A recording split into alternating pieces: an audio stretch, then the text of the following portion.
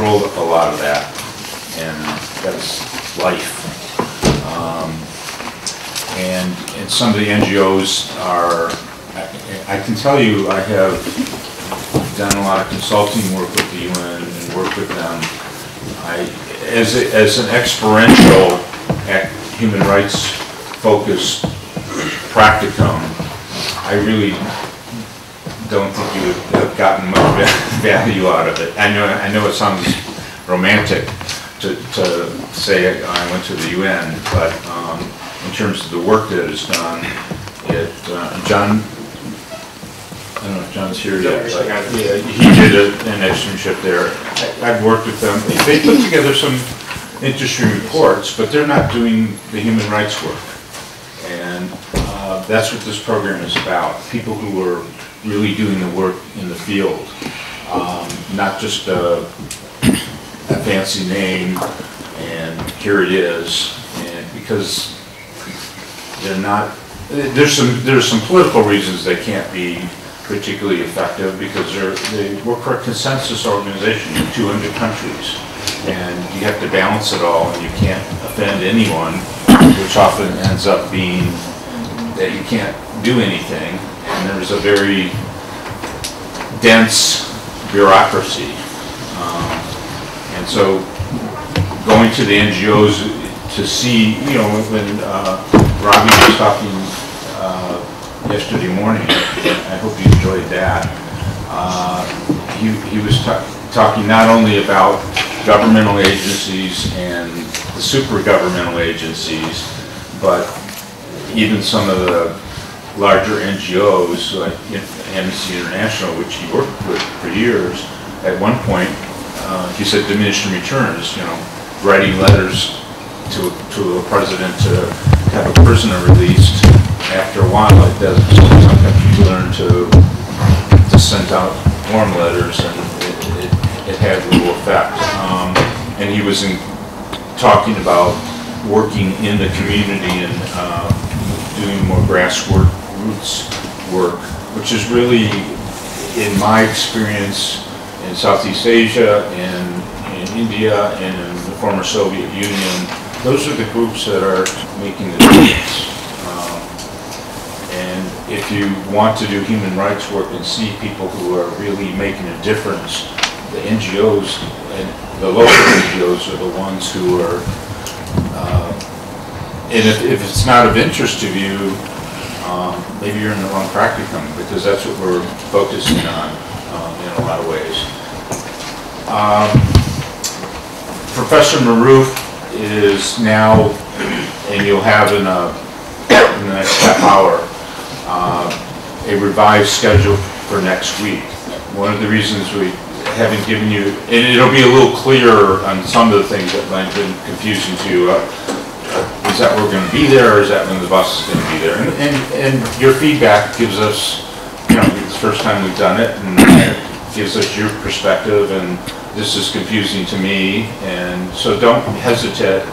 I'm not encouraging whining, but I'm encouraging constructive feedback, because this is the first time this has ever been done, and to work between two countries 10,000 miles away, and we want to make it better, and your feedback is helpful. And one of the reasons that I didn't want to give you a revised schedule is because we kept getting these calls late at night saying, guess what, we're not going to take any of the students. Sometimes it's an issue of their schedules that change, and sometimes it's just not, to be honest with you, and I thought Robbie was so honest, so I'll be a little honest. It's not professional behavior. You don't tell somebody the night before, after a year of agreeing, but that as advocates, I can tell you I did criminal defense work for many, many years, had prepared for a trial for a year, gone into the court, and they said, come back in 6 months. And, you know, we could have you sit in lectures we could structure, But that's not what this program is about. It's an attempt to bring in experiential experiences. The placement visits, just so you're clear, the placement visits, some of them are to give you a sense of different entities that are doing human rights work, and they're busy folks, and I can't control what their presentation is, but it's also to give you a little information about what the organization does, so you can make a more informed choice when you tell us your preferences for the field placements. And some of you know what these groups do, and others of you have never heard of them. And so there's a different level of understanding and background. I'm not going to apologize for the lecture you suffered at the end of the day, but he's a very eminent scholar, and he's a very accomplished man in his life, but that was maybe the worst PowerPoint I've ever seen in my life, and probably some of you have not even had international law, and the hope was that to get people up to speed, but you could have read the treaties yourself, and now I know, and I would never. I mean, I respect the man a lot, but you know, lecturing isn't his strong suit, as we say in the U.S. So, you know, bear with us, and we're really trying to doing the best that we can. And I had a nice talk with John last night about. I haven't told you all the background and all the changes and stuff, and I'm giving you a little bit of that, so I don't know what your impression is, but I just want to make sure you don't think that we said, well, we're going to do this and then never intended to do it. That's not the case. And any questions about the structure that we can address now, or any concerns? Maybe I'm afraid to open that up, but because if you don't give me that information, I can't respond to the needs. And some of you have been good and very respectful in how you do it, but it helps me and helps you, because I want to be responsive.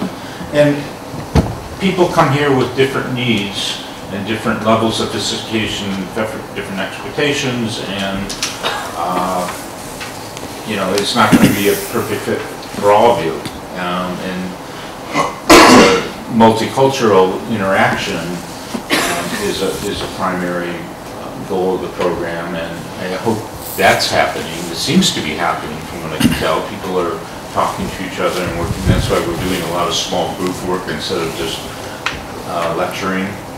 You can get that at home. But any housekeeping things you want to add? So you have the revised schedule that will clarify some of the issues and the placements that we'll be going to and at what time. And I can tell you it's very possible, and I mentioned this the first day, I may get a call 11 o'clock at night and we'll have to make another change. I hope not, but those things happen. And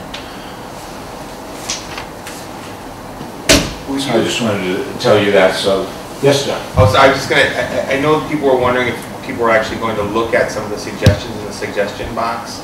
Is that something you guys will be reviewing, or you guys are reviewing? Of course. Okay. I just wanted to clarify for people that if you're not comfortable talking about it out loud now, I mean, you can always put some suggestions in the box too. So. No, I won't put it in a shredder. You won't file it away. Take it seriously, and I know for some folks, it may be uncomfortable to come to Professor Prasad or I or Professor Rao about some concerns, but we want to,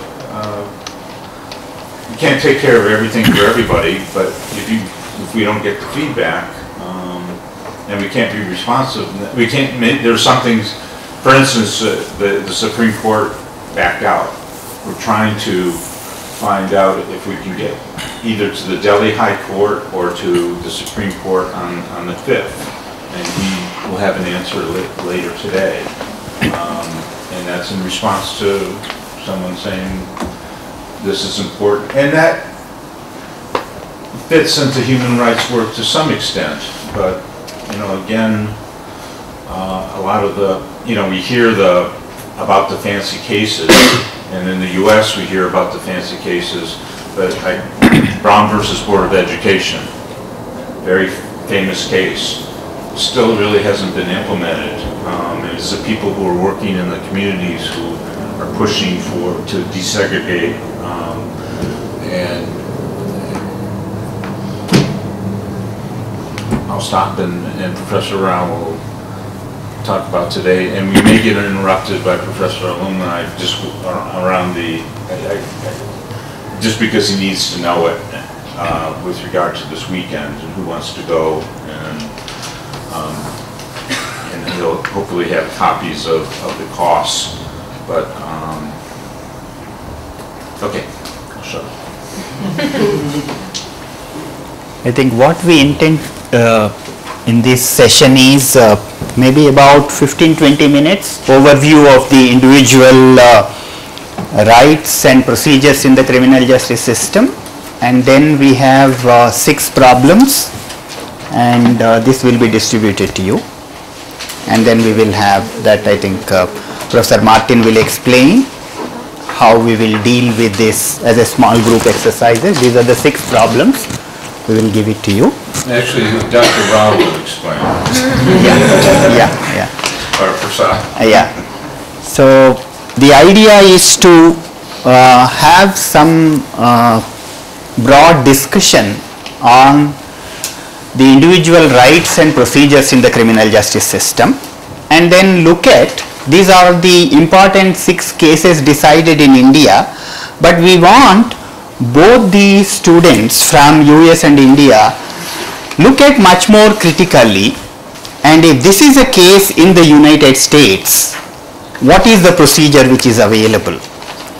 And most of the time I discuss, or when I interact with my students in the law schools, I have taught in 3 law schools in India, Bangalore, Hyderabad and Ahmedabad. So most of the time I tell my students is, it is not the court which is the site of interaction or implementation of human rights. It is the community which is more important. I am not undermining the importance of protection of fundamental rights. You have to use, but there is a limited function which is available. That is what Ravi is trying to say, community. Other alternatives to the court also has to be explored. So the judicial remedy is one aspect available within the court. But outside the community, what are the other strategies as a human rights advocates? What are the challenges and how do we implement them? And also, just quickly to add to what Martin has said, it is the trial court which is important, not the appellate court. The whole construction of the case starts with the trial court. That is a real challenge. And in fact, we have in the law schools compulsory internship. In the first year, students will work with NGOs, second year with a trial court, third year with an appellate court, high court or Supreme Court, and then law firms and others. We insist on understanding the work within the trial court that will help wherever you are. Appeal court, in the appeal, either in India like a high court or a Supreme Court, you are just focusing on questions of law, any violation of the procedure, but rather than how do you construct the case.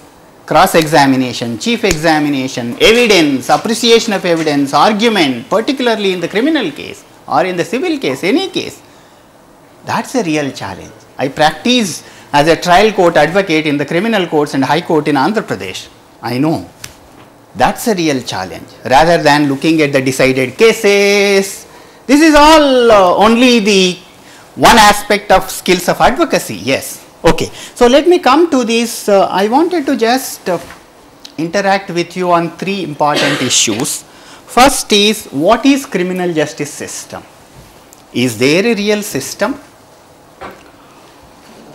And why do we understand a criminal justice system? And what is the importance of criminal justice system in the human rights?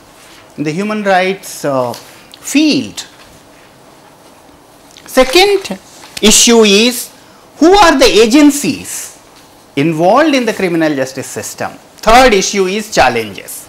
These are the three. Maybe in 15 minutes or 20 minutes, you can stop me whenever you have a question or anything. I wanted to just give an overview. Then all the 6 cases will bring in several important issues. There you can find parallels in the United States. Some of the cases in fact have come to the Indian Supreme Court based on the United States decisions. So we could look at that much more critically. So these are the 3 important issues. Let me begin with the first issue. Criminal justice system. In fact, this is where the impact of individuals' rights and liberties, invasion into the freedoms, manifestly apparent. Unlike the civil justice system, we know it's between 2 individual parties, maybe a money suit or any other civil dispute, several others. But in the criminal justice system, once a police or an investigation agency on suspicion of commission of an offence arrests, then the whole freedom, liberty, everything is at stake.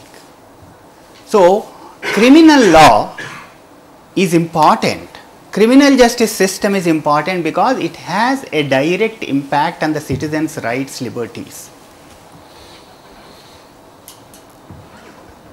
So that's where we have, within the criminal justice system, almost all the 2 systems, 2 models, inquisitorial system, acquisitorial system.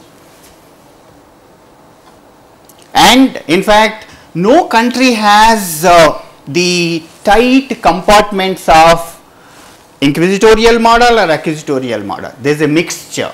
In fact, inquisitorial model is primarily France and some other countries. All common law countries follow acquisitorial system. In fact, it is a mixture of both. Okay. And along with that, you also have 2 models of criminal justice system. Due process model and crime control model. There is a conflicting, debatable between these 2. There is a constant discussion between these 2 models. Crime control model primarily insists on prevention of crime rather than protection of rights of the citizens. It reflects the police person's point of view or a law enforcement perspective. It is also important. But at the same time, it is not only prevention of crime, fair trial, fair investigation, protection of rights and liberties guaranteed by the Constitution and other laws. So there is a constant debate between these 2 models, crime control model on the one hand and due process model on the others, that you could see in India, US and all the places. That is where, when we start with the criminal, I have been teaching criminal law and criminal procedure and human rights law for the last 20 years. And I start with this question to my students. Do you think rights should be provided to an accused? Yes, of course. Or not? Yes. Why accused requires rights? Because already is not convicted or guilt is not proved at all. So, Yeah. sometimes stages absolute power, it has a tendency to. The Indian police system is very corrupt. Yes. Yeah. I was just saying they have people have tendency to abuse power when they have too much of it. That is where there is a criticism again in the criminal justice system, particularly in India. They will say, look at the conviction rate, not even 3%. So this is a crime control model. We will say no, conviction is important, but the due process model says along with the conviction, rights of the accused are important. The state has so much of power, it can implicate anyone under an offence, presumption of innocence, proof beyond reasonable doubt necessary. That is what? That is the challenge to the criminal justice system. Look at Kasab, who is one of the terrorists who was arrested or who was caught after the Bombay blast, and Kasab is now awaiting appeal. In fact, I think he has been convicted or awaiting the trial, final trial. I think final judgment. District court. Yeah. Is putting up appeal in the Appeal in the High Court. I think trial court has convicted and awaiting. And look at, this is a challenge to the Indian criminal justice system. And what they have, even for a terrorist, right to legal aid is provided. Kasab has been provided by the government of India a lawyer to defend. So that's a challenge to the criminal justice system. So this is where we need to understand the concerns and the conflicting viewpoints of both crime control model and due process model. That is where you see the Indian Constitution. In United States, you have several safeguards provided. Particularly in India, I can speak more authoritatively. Look at the Criminal Procedure Code, which provides several guarantees. Okay, we will come back to that. I will not go into much details, okay, because the cases will demonstrate. We will have a sufficient time to discuss through the cases. So, criminal justice system primarily is divided into three phases: pre-trial criminal justice system, trial, post-trial. These are the three important phases. Pre-trial begins, and that is the major phase in the criminal justice system. Once a person is arrested, investigation will commence, and police have a complete powers to conduct an investigation. In addition to the police, there are special investigatory agencies in India. After this new threats of terrorists, there is a new investigatory agency was set up in India, National Investigation Agency, which exclusively look at the investigation of the alleged terrorists. And along with that, you have Indian General Police, you have a Central Bureau of Investigation, State Criminal Investigation Departments. This is the police. Police have a complete power for the investigation. But what is investigation? What is interrogation? Where the investigation should commence? Is it from crime to criminal or criminal to crime? Use of torture, excessive force, third degree methods. What is interrogation? What is fair interrogation? Several challenges. And whether police is professionally equipped, how much of time is the Indian police spends on investigation? Do you have a specially trained professional police for investigation? National Police Commission is one of the commission which was set up in 1980 submitted 8 volumes of the report. Brilliant report, first time a critical introspection into the functioning and role of Indian police. And in that report, the National Police Commission has said Indian police is not even spending at least 24% of the time on investigation. Now I think it is much worse. I don't think they are able to spend even 5 to 7% of the time on investigation. With the increasing threat of terrorism, extremism and other aspects, the police is more concerned about looking after the what do you call as the security of the politicians and others rather than concentrating on the investigation. Okay, so that's about the pre-trial criminal process is primarily dealing with an investigation where police will complete the investigation. We call as the first information report, FIR. First information report is first information about commission of an offence. This will be reported in the police station.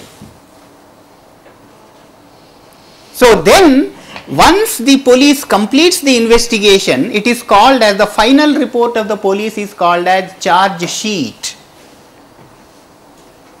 So once the charge sheet is filed in the criminal court, the job of the police is complete. Police has no role. But investigation is this complete domain of the police where the several violations of human rights are reported. We will come back to that later. Second phase is a trial. When the trial begins, that is where the judiciary directly comes into the picture. There are several types of criminal courts in India. When we have seen in the Patiala court, Metropolitan Magistrate, means the first criminal court in India is a magistrate court. Then you have middle level criminal court, and the highest apex court in the district is district and sessions judge, who can award death penalty, who can conduct trial into more than 7 years of imprisonment.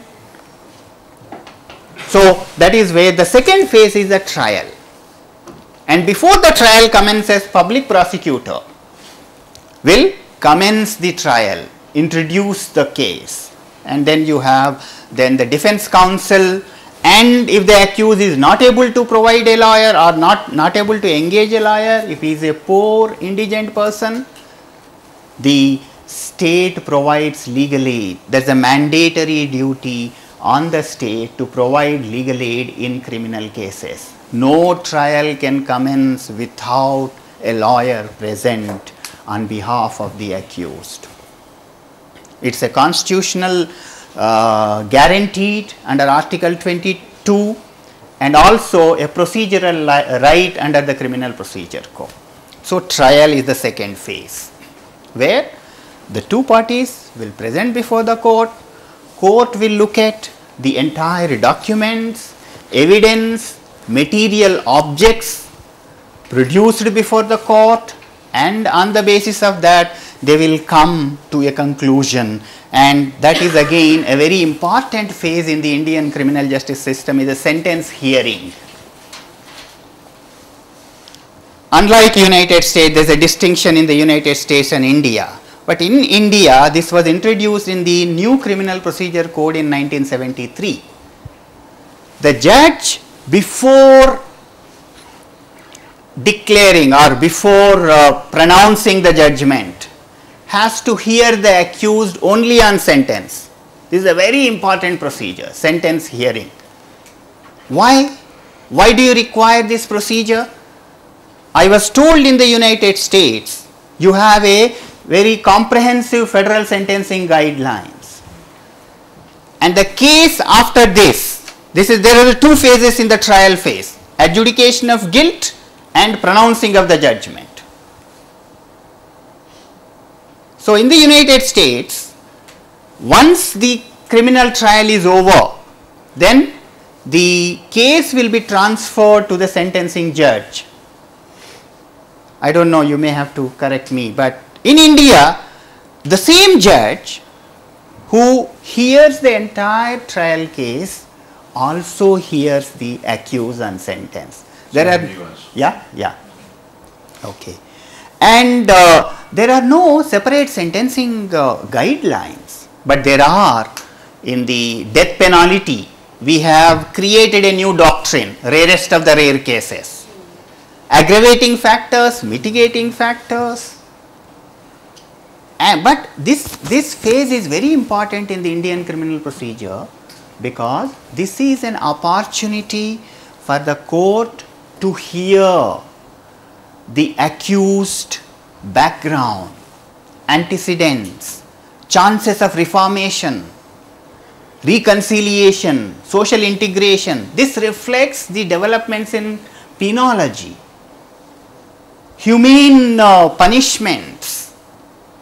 Till that time, the court is concerned more about the crime.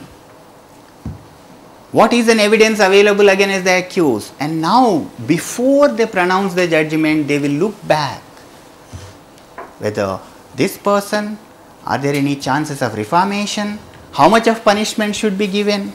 How much of sentence has to be given? This is a very important phase which was introduced in 1973 into the Indian criminal procedure sentence hearing. So if I could just add one thing about the U.S. sentencing process. And it's very similar to what Dr. Rao, but one exception, it's always the judge who heard the case, who does the sentencing, except, and there's a recent Supreme Court case, just 2 years old, Ring, you don't need to know the name, but that the U.S. Supreme Court said in death penalty cases, only a jury can decide death penalty, and they're given guidelines to use in determining it, but a judge cannot impose a death penalty. And that's a very big change, a new change in U.S. criminal jurisprudence. So you have the trial. Sir, but in practice, Yeah. but in practice, a district judge in very few cases in India has given a death penalty.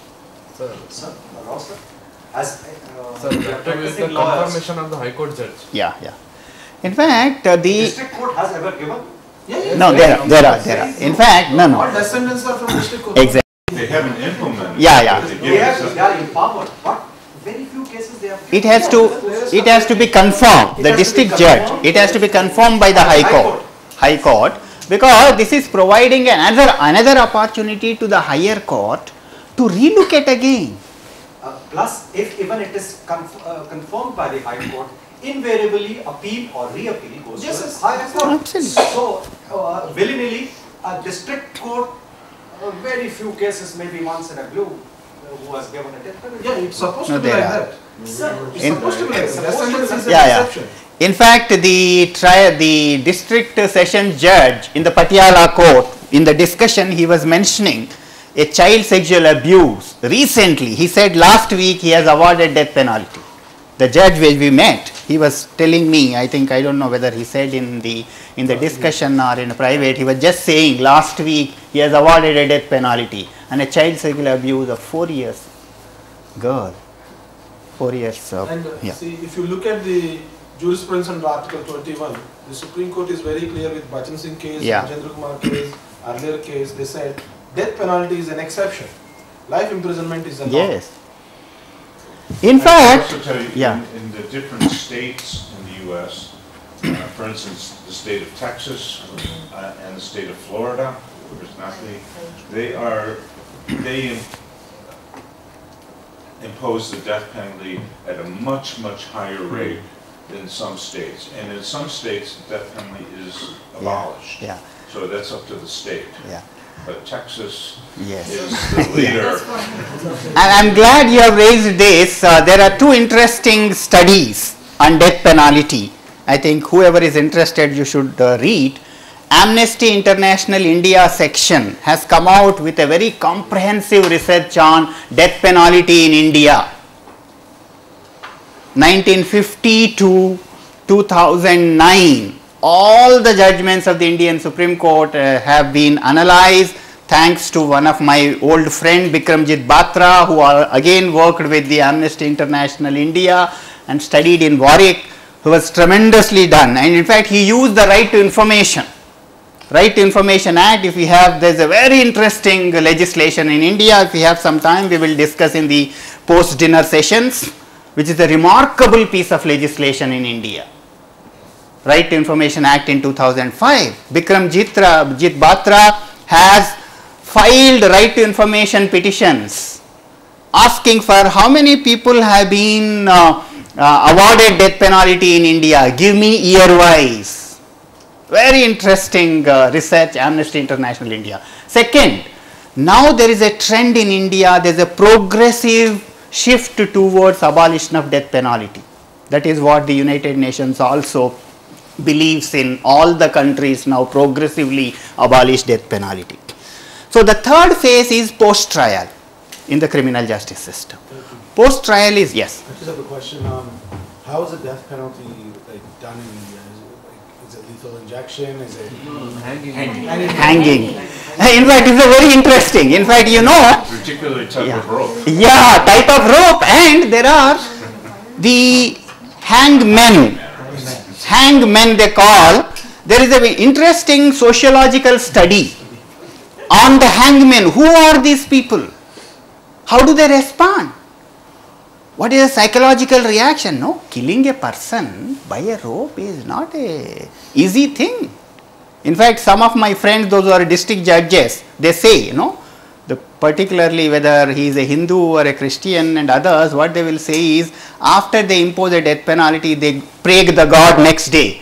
Hindu, they believe in it, so they will go next day to say that I have not committed anything personally, I am a judge, I have to decide. So they say, share some of these things. And similarly, hangmen, there is a very interesting sociological study in India about this, some of these hangmen, their history. Okay. And a case was also filed whether hanging by rope is violation of... There is a Law Commission of India has come out with. Finally, the Supreme Court, after examining various methods of execution, said this is the least painful way of killing Absolutely. persons.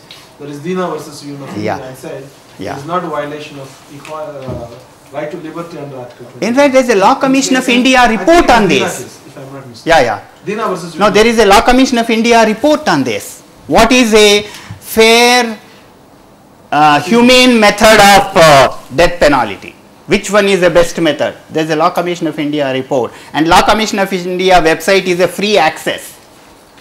There is a very interesting research which is there. I think some of you, those who are interested, should look at all free access. For example, the case of Kassam, do you think that maybe the appeal court will change the judgments from the death penalty to life imprisonments? Because actually he affected, if he was involved for the blast of the Bombay at that time, actually he affected for the national security and the stability of the society, which is very dangerous actually cases. So what do you think, sir? I think you will get death penalty. No, I'll give here another instance. I think you have heard about assassination of Rajiv Gandhi. Rajiv Gandhi was the former Prime Minister, and that was this is again the LTTE, that Sri Lankan Liberation of Tamil Tigers, the Supremo, that Prabhakaran, who was killed. So the whole team came from Sri Lanka to India. Nalini is the main accused, and Nalini is imposed death penalty, and later, in fact, the daughter of Rajiv Gandhi and the family have said, let us pardon her. No, look at how the changes are coming up, not formally but informally. In fact, it was a big story in India when the daughter of the late former Prime Minister Rajiv Gandhi visited to the prison in Tamil Nadu to meet Nalini, who is awaiting, and Nalini is married, she has a daughter. So whether this is a commutation of sentence, can it be commuted from death penalty to, they have commuted to the life imprisonment. So there are several interesting, but I'll not take much time, but I'll say there is a very interesting jurisprudence is being developed in the powers of clemency, pardoning powers. This is a whole debate now is in the before the Indian Supreme Court, and several are involved because there is another similar case of parliament attack which is pending in Delhi. So it's very interesting to observe the Indian criminal justice system, impact of human rights, concerns of human rights, and how the state is responding, how the individual is responding. Very interesting to observe and comment and to study about that. Post-trial, third phase is where prisons. Once a person is convicted, he will go to the prison. We have a prison act, we have a prison manual. Prison manual, now there is a new prison manual which is coming up, and we have one exclusive session we will discuss about incarceration, and we will also visit the Har prison, is the world's largest prison, and then you keep all the prisoners issues to that session. We will have a sufficient time to discuss. They'll let you out, by the way. Yeah. Except for maybe Aaron. Yes. Yeah, you have something? John, did you comment? John? Oh, I was just a comparative law question. You talked about during the sentencing phase that you were able to take into account the accused or the guilty's background in terms of family, social redeemability. Now in the U.S., there are the sentencing guidelines. So can they formally take into consideration in the U.S. these same factors? Or is it an informal sort of? No, in the federal system, there were required guidelines that the judges in 1983 were required to follow. And they said that the sentence, depending on your criminal history, has to be within 24 months or 36 months. So that's just an example based on factors. A recent Supreme Court case said these guidelines, because judges were going beyond the guidelines based on evidence that the jurors never heard. At the sentencing phase, the police would come and testify as to things that were never brought up in the trial. So the court, the U.S. Supreme Court, in a case called Booker, I have two pro students from my class last semester, they just were examined on this, said that these guidelines have to be guidelines, not the law. That before it was in the federal system. In states, some of the guidelines are required, and some of them are suggestions or guidelines. So there's consistency in the sentencing. Am I addressing your question? I think so. So I mean, but the judge wouldn't the judge wouldn't directly talk about family background in the way that possibly they would in the Indian system? I mean, they may use them in their reasoning, but they wouldn't. In the guideline states, it's considered that because there's a report that's done by somebody who works for the court about, investigates the family situation, whether this person has mental illness, things like that, and the judge takes those things into consideration, whether the person cooperated with the police. That's a factor that's considered in the guidelines. In most states where most cases occur, there are not guidelines. The limitations are the statutory limitation on the sentence. If you could get up to 10 years for robbery, the judge cannot give you a sentence beyond 10 years. In the guideline states, they're locked into the guidelines, but if they go beyond it, the evidence, it's only based on evidence the jury has heard. And what the problem was is that at the sentencing phase, the police would then bring in information that was not, the jury never heard. And so that's been a shift. Yeah, I mean, I think so. So it sounds like in both systems, some of these external factors are considered, but maybe in a slightly different. And in the death penalty cases, the jurors are giving the factors to consider, mitigating factors and aggravating factors. So many similarities. Yeah. In fact, this is during this sentencing hearing, the judge is supposed to take out his shoes as a adjudicating guilt to the imposing of the punishment. Means you move from a crime, appreciation of crime, to appreciate the criminal, under what circumstances he or she has committed. Chances of social integration, reformation. So the third phase in the criminal justice system is where the convicted will undergo the imprisonment in the prison. There is a whole prison law which is available, prison act, prison manual, guidelines, and post-emergency in India, that was an opportunity for the Indian Supreme Court to correct the mistakes. That is what, that was the time, very interesting phase in the Indian Supreme Court. There are 4 judges of the Indian Supreme Court, Justice Krishna Iyer, Justice P.N. Bhagavati, Justice Chinnapareddy, Justice Desai.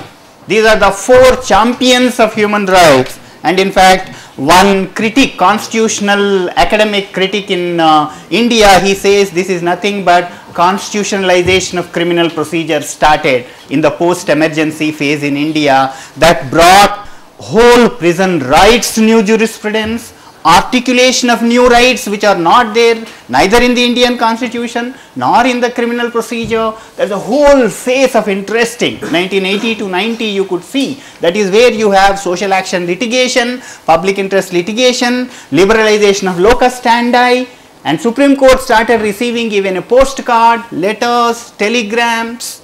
That is what Professor Bakshi very often calls that Supreme Court of India has become Supreme Court for Indians for the first time after this public interest litigation or social action litigation. So, just 2 issues and then I will leave and Martin will interact. Who are the agencies involved in the criminal justice system? We discussed about the police. Second is the prosecutor. The problem with the prosecution system in India is it's not really professional in that way. There is no separate prosecution system in India. They are advocates, there is like ad hoc arrangement rather than a professional separate body. That is a major problem, and that is where prosecution is alleged to be more supporting the state version rather than really dealing with the professional. There are cases where women's groups particularly and Dalits groups particularly are asking, we do not have a faith in this prosecution system. Prosecution advocate is not able to regularly present in a fair manner, and they are requested the court, let us appoint, you appoint us as a special public prosecutor. There are in some cases the courts have agreed and they have given the opportunity for the women's groups and Dalit groups to appoint special public prosecutors. Third system is the defense counsel. That if he is a poor or an indigent person, state legal aid is available. There is a comprehensive legislation, National Legal Service Authorities Act. Today in the afternoon you will be visiting Delhi State Legal Service Authority. Member Secretary, who is the district judge, will explain and you can ask her several questions. Then you have prison. Prison you have a separate cadre, but again the chief of the prison is a police officer. So there is a whole problems within this. Yes. Yeah. Back to the prosecutors. Is there any prosecutorial discretion to not prosecute? This is a very interesting question. There is a very controversial provision in the Indian criminal procedure. This is called as withdrawal of prosecution. In fact, he knows about 311. Section 311 of the Criminal Procedure Code.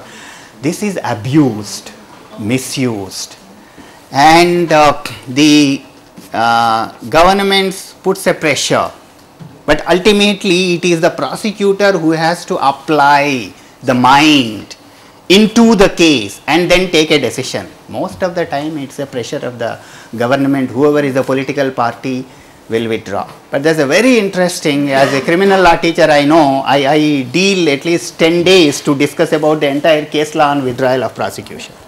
So I feel you left out the bail procedure. Bail, right. You have a case, so you will discuss. Bail is another, I am not going into the details of this. I thought I'll just let me give you a brief overview, and we have the cases. Through the cases we will learn. That is the method we wanted to adopt. And there are also materials and recourse materials. Yeah, yeah. I just wanted to touch on a few hot issues in criminal procedure, constitutional procedure in the U.S. I know when I taught at ILS in Pune, often I would get from Indian students, how can you give the death penalty to juveniles, to children? Yeah. It rarely occurred, but it was allowed. Since that time, even in this 4 or 5 year period since then, the Supreme Court has said no.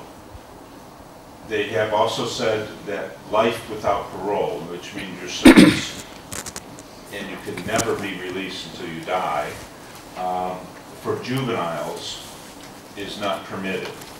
Any idea why that might be? It violates the 8th Amendment. It's cruel. What's that? It violates the 8th Amendment because it's cruel and unusual. But why There's a for higher juveniles? chance for a child to be You reformed. can give it to adults, but you can't give it to There's a juveniles. higher chance for a child to be reformed because they're still in the growing stages of their life. So the degree of reformation is higher. A lot of times when a child commits a crime, it's not at their own instigation, but rather at the instigation of somebody else. And we all know when you were 16, hopefully you've developed, and when you're 25, you're not as impulsive. You realize that you can die, and the Supreme Court has now recognized that even physiologically, your brain has not been fully developed until you're 25. How many of you are under 25 years old? Okay.